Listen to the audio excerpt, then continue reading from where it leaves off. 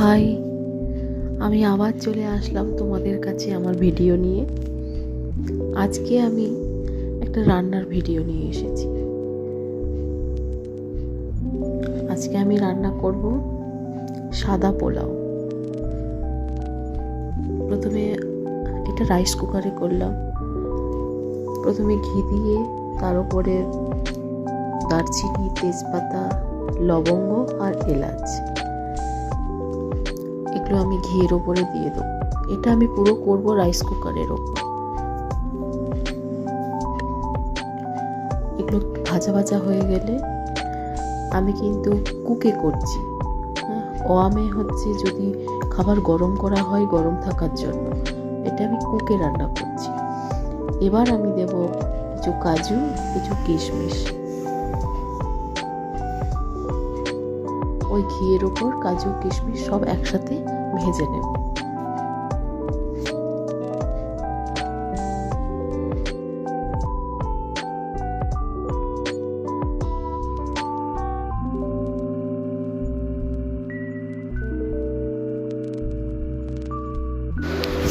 এরপর ভাজা হয়ে গেল, একটু লাল লাল করে ভাজতে হবে। ভাজার পর আবার ঢাকা দিয়ে দিলাম।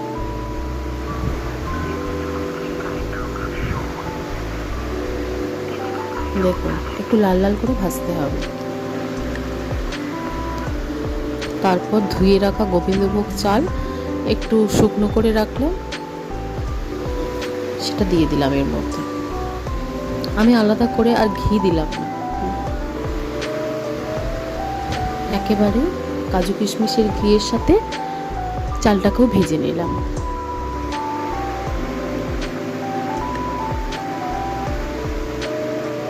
ভালোভাবে ভাজা হয়ে যাবার পর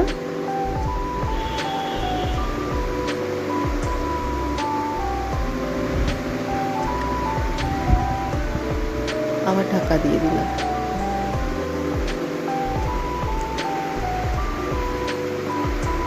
এবার ভাজা হয়ে গেছে। এবার উষ্ণ গরম জল দিয়ে দিলাম।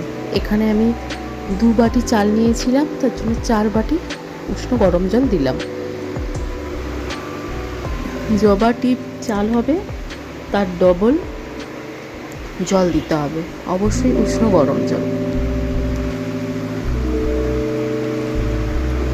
ঠান্ডা জল দিলে কিন্তু হবে না।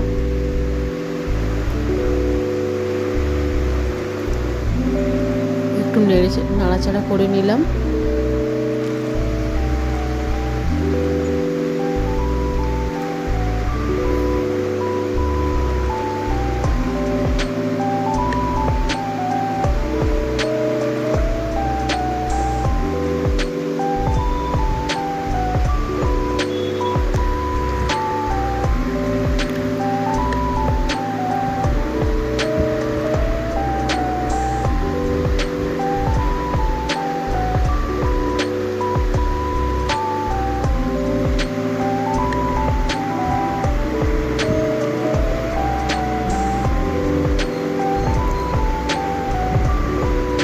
এরপর হাফ চামচ নুন দিয়ে দিলাম।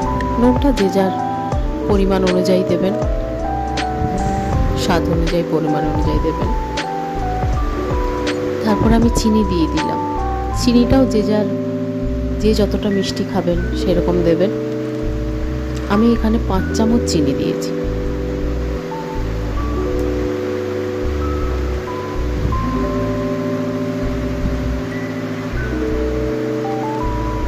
চিনি দেওয়ার পরে এবার আমি ঢাকা দেব।